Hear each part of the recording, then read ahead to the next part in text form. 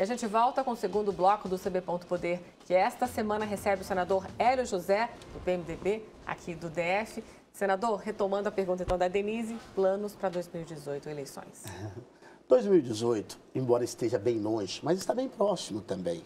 Esse ano nós vamos ter eleições no entorno do Distrito Federal. Uma importante eleição que reflete aqui na nossa cidade, Brasília, né? Então, não dá para a gente falar e ficar parado.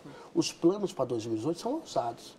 Primeiro, eu quero mostrar para Brasília que é possível um suplente de senador da República que assume no meio do caminho o mandato de um senador, poder quebrar esse paradigma que nunca um que assumiu a suplência foi reeleito senador da República. Ou seja, então o senhor é candidato à reeleição. Já existe o compromisso com o PMDB que a sua vaga para disputar a reeleição está garantida? Olha, Denise, eu trabalho nesse sentido. Eu vim para o PMDB para construir essa vaga para 2018 ao Senado, né, federal, para mostrar exatamente isso. Eu quero demonstrar com o trabalho. Eu lhe pergunto isso por quê? Porque a gente, geralmente os partidos usam a vaga de Senado para compor com outras legendas e assim conseguir fazer uma coligação, né? Isso. É um posto atrativo no momento de um candidato a governador fechar a sua coligação. Nós já temos aí o ex-vice-governador Tadeu Filipelli, surge como uma possível aposta para o governo do Distrito Federal em 2018. Aí vai o senhor, ou seja, o senhor indo para o Senado, ele não vai ter essa vaga para negociar com nenhum outro partido aliado. Aí vai sobrar só o cargo de vice-governador. Como é que está essa coisa? O senhor já conversou com ele a respeito? Já fechou algum acordo nesse sentido? Eu e o nosso presidente Tadeu Filipelli, nós temos o privilégio, inclusive, de ser engenheiros eletricistas, ambos, né? Eu sou engenheiro eletricista e ele também, formados na UNB, na Universidade de Brasília. Nós temos um ótimo entendimento, uma ótima estrada. A construção da minha vinda do PMDB foi para reforçar a pré-candidatura do nosso Tadeu Filipelli a governador de Brasília e reforçar também a minha candidatura a senador da República para quebrar esse paradigma. Nós teremos 2 vagas, então todo cidadão do Distrito Federal poderão votar 2 vezes para o Senado. Terão 2 candidatos ao Senado, né? E 2 suplentes em cada vaga do Senado e além de uma vice-governadoria. E com certeza, tanto a mim quanto o nosso querido vice-governador Filipelli, saberemos construir a equação mais adequada para montarmos o melhor cenário para a eleição 2018. Então, de fato, Denise, respondendo sua pergunta direta aos nossos telespectadores, eu tenho realmente o desejo de ser candidato ao Senado, quebrando esse paradigma, trabalho 24 horas para isso.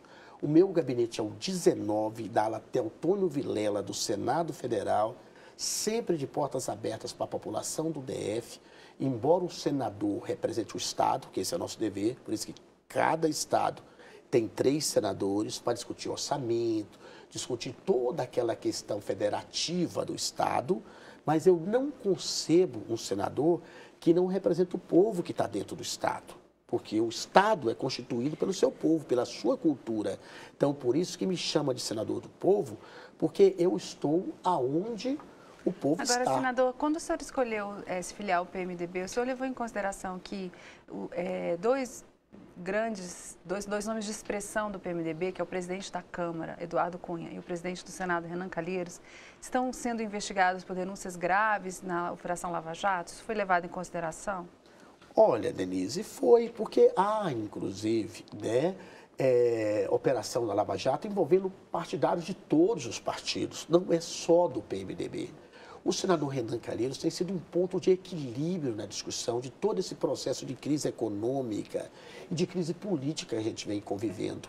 Eu, inclusive, no Senado Federal, sempre fiz bloco com o PMDB. O nosso líder do PMDB no Senado, que é o senador Eunício Oliveira, conhecido por todos nós aqui do Distrito Federal, é uma pessoa que tem procurado com maestria conduzir esses entendimentos todos dentro do PMDB. Então, os nossos colegas, que somos 18 senadores da República do PMDB, na verdade somos 19, mas a Cátia Abreu, que é senadora da República, está ministra da Agricultura. Então, nós temos 18 na ativa no Senado Federal.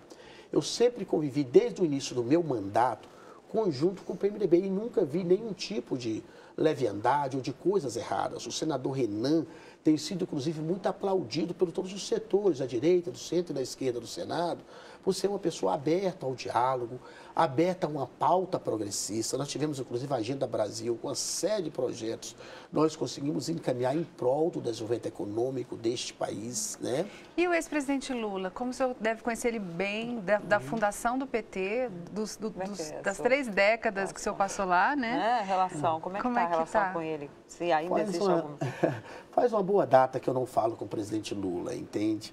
Mas o presidente Lula é uma pessoa que deixou um legado muito importante para o nosso país, que queira os erros ou acertos que porventura tenham ocorrido, não vai apagar da história. Foram 8 anos de muita luta, de muito avanço em prol dos direitos sociais. Foram muitas pessoas atendidas por FIES, ProUni, atendidas por Bolsa Família, atendidas por Bolsa Escola, pessoas que não tinham nada que foram incluídas. E o Nordeste brasileiro e o interior desse país, de sul a norte, pôde evoluir com programas tipo a Bolsa Família, tipo a agricultura familiar, tipo a própria Bolsa Família, que fazia com que cidades que não tinham dinheiro nenhum para poder girasse. Nós estamos vivendo hoje uma crise que não é só local, ela é mundial. O senhor acha que se tivesse eleições gerais agora em 2016, o ex-presidente Lula seria reeleito? Eu acho que o presidente Lula é um fator que tem que ser considerado com todo cuidado, porque eu estou no meu partido hoje, que é o PMDB. Provavelmente o PMDB vai se preparar para ter candidatura própria, a qual nós vamos apoiar. Mas o PMDB já andou declarando aí para alguns aliados, Michel Temer, até para conseguir fazer um governo de coalizão, ele já andou dizendo para algumas pessoas que ele não será candidato a presidente da República. Isso não deixa aí o fato de estar aí prestes a assumir o poder agora, não deixa o PMDB fora, meio que para trazer os outros, ele não precisa já dizer que, olha, eu não vou ser candidato, vamos fazer aí um governo de transição, de união nacional? Olha, Denise, você tem razão no que você coloca. Inclusive, eu tive pessoalmente com o presidente Temer na sexta-feira, numa conversa tranquila, olho no olho com o nosso presidente. Senti ele muito sereno, muito tranquilo, no sentido de colocar exatamente essa posição que você coloca. O grande desafio para ele, que já foi um homem público passado por várias legislaturas, por várias questões desse país, o grande desafio que ele está trazendo para ele é fazer um ótimo governo nesses 180 dias, caso a admissibilidade do processo ocorra no Senado Federal e, quem sabe, se lá da frente definir-se pelo impeachment da votação que haverá depois de 180 dias, ele assume definitivo para fazer esses 2 anos de mandato. Eu queria perguntar uma coisa que é uma curiosidade minha. O senhor é recém-chegado no partido, está ali, vai ter que mostrar serviço para o PMDB. Michel Temer assume agora, porque a admissibilidade é dada como líquida e certa, basta contar os votos, porque é maioria simples e existe aí uma maioria hoje favorável à abertura de processo. Aí lá na frente, Temer já no poder, o senhor do PMDB, como é que se o senhor tiver convicto de que a presidente não recebeu o time, não cometeu crime, o senhor vota contra? Como é que o senhor está se posicionando nisso aí? Porque alguns senadores já estão, inclusive, manifestando seu voto lá na frente, né? Como é que eles vão votar no processo? Porque é uma questão que já está em julgamento há um tempo, então já deu tempo de muita gente aí se posicionar. Como é que o senhor vai votar contra o seu partido, que o senhor acabou de chegar, precisa mostrar serviço? O senhor já não é aí um voto pró-Temer para ficar em definitivo? Eu acho o seguinte, nós seremos juízes a partir da admissibilidade do processo, que deve estar ocorrendo agora, na segunda semana de maio, né? Do dia 12 ao dia 17, deve ter essa votação definitiva do plenário da admissibilidade, que com 41 senadores fica admitido, a presidente Dilma afasta-se do poder por 180 dias e, pelo comando do presidente do Supremo Tribunal Federal, a gente torna-se um tribunal de julgamento. Então, não fica bem o juiz antecipar seu voto. Eu não quero aqui fazer juízo de valor de nenhum que já antecipou seu voto. Com relação aos autos processuais, eu acho que tanto a mim quanto os outros 17 colegas do PMDB, vamos analisar com todo o cuidado necessário, com toda a cuidade e vamos definir o nosso voto no momento adequado. Mas o que a Denise está dizendo, é que pelo fato de o senhor ser filiado ao PMDB, o presidente da República, porque esse voto lá, depois de 180 dias, é quase um voto para tirar ou não tirar o presidente Temer, que vai estar na interinidade. Então, o senhor tem um acordo com esse partido para, inclusive, ser candidato à reeleição ao Senado. O senhor não acha que está em jogo um projeto, seu projeto político, se o senhor votar não à permanência do Temer? Não será esse o julgamento, entendeu, Ana Maria? O julgamento será feito baseado no rito processual legal, porque a gente tem que cumprir a Constituição brasileira. Então, toda essa análise será feita com muito cuidado e eu tenho certeza que cada senador da República, não é só meu caso, os 81 senadores que vão pronunciar não vão querer ver interesses particulares, vão ver a questão republicana. Por isso que nós somos senadores da República, entendeu? Então, por isso é que eu não faço um pré-julgamento de uma situação que eu ainda não conheço por dentro os autos processuais, tá?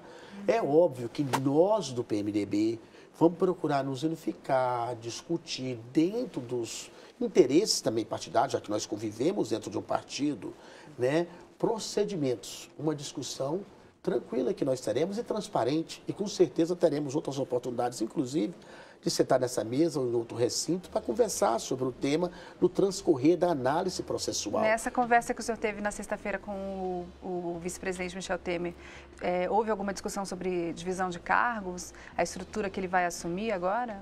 Não, eu percebi o presidente Temer, inclusive fui até manifestar a ele o meu total apoio a ele fazer as conversas realmente que ele anda fazendo com todo mundo, porque se o presidente Temer, presidente Temer é do meu partido, vice-presidente da República, se ele pode vir ser presidente da República agora, já na próxima quinzena de maio, na segunda quinzena de maio, ele precisa estar preparado. Não pode ter que assumir e ainda ter que discutir ministério, discutir pessoas. Então, eu fui manifestar o meu apoio. Você sabe que eu sou vice-líder do governo. O governo não é composto só pelo PT. O governo é composto pelo PT, da presidente Dilma, e pelo PMDB do nosso presidente Temer, que é o vice-presidente da República. Eu pretendo continuar sendo vice-líder do governo, junto com o presidente Temer nesses 180 dias, fazendo o que eu sempre fiz, que é defender os interesses globais da nossa sociedade, defender os bons projetos para o país e ajudar a gente a sair dessa crise econômica, política que a gente está vivendo, porque a crise é muito mais econômica do que política. Simone, para você ter uma ideia, nós estamos com cerca de 250 mil desempregados em Brasília e no entorno. Uma situação muito complicada para uma cidade igual a nossa, que vive de servidores públicos e da área de comércio, da pequena indústria não poluente. Então, a gente precisa mudar essa realidade e vou trabalhar para isso. Senador, muito obrigada pela presença. Infelizmente, nosso tempo acabou. Obrigada pela presença aqui no CB Poder. Na semana que vem, tem mais Bastidores da Política aqui.